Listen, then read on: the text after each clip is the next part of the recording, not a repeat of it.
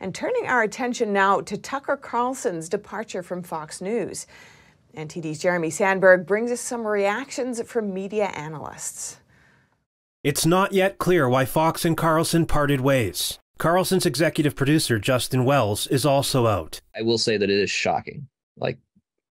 But Fox has done this before. Fox fired former news anchor Bill O'Reilly in 2017. That was over sexual harassment allegations. The network didn't miss a beat. Carlson was moved up into the primetime slot. Some industry analysts speculate he could choose to monetize his personal brand through social media or his own platform. The traditional news organizations aren't the only way to reach a mass public anymore. I don't think we've certainly heard the last of him. You know, there are a few places that he could land. You know, maybe Donald Trump, maybe Truth Social will start a digital video channel of some kind.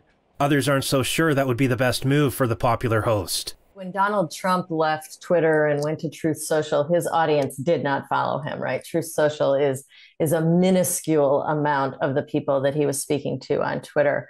Newsmax does not have nearly the distribution that Fox News has. So it would be impossible for them to get the type of audience that Fox News has amassed. I think a lot of examples of somebody trying to do this and failing. Now, I would suspect that he might try to build on these sort of triumvirate of books and podcasts and, you know, something that's more of a subscription base that goes to him without a news organization around it and monetize his personal brand. We'll be back on Monday. In the meantime, have the best weekend with the ones that you love, and we'll see you then. Tucker Carlson Tonight was the most watched program on cable news every weeknight, with the highest rating in the key age demographic of 25 to 54. It averaged over 3 million viewers per episode last year. Jeremy Sandberg, NTD News. And to offer his perspective on Tucker's departure, we hear from Epoch Times editor-at-large Roger Simon, who has some personal experience with the man in question too. And I spoke with him earlier today. Roger Simon, welcome to our show. Thanks so much for coming on. Well, it's great to be back. Now, Tucker Carlson... It's a sad moment to be back because my friend is in trouble.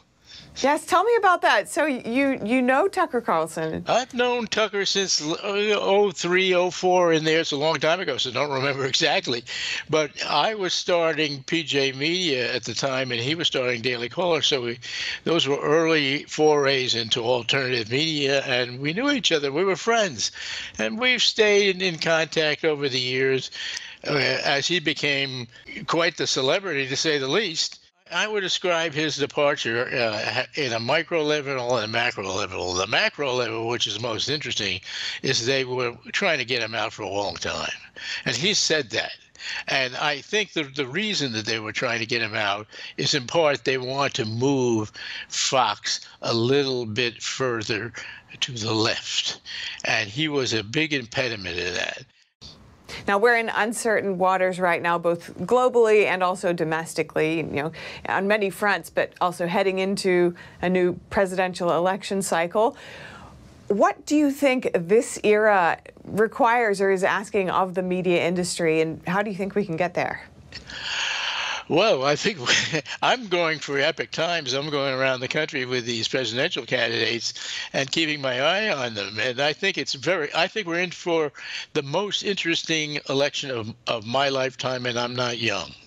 It's a fascinating situation because we now have a young Vivek Ramaswamy entering into it. We have a Kennedy who is in opposition to Biden so radically that you can't imagine that they're in the same political party. And so the job of the media is to try to report accurately about these people.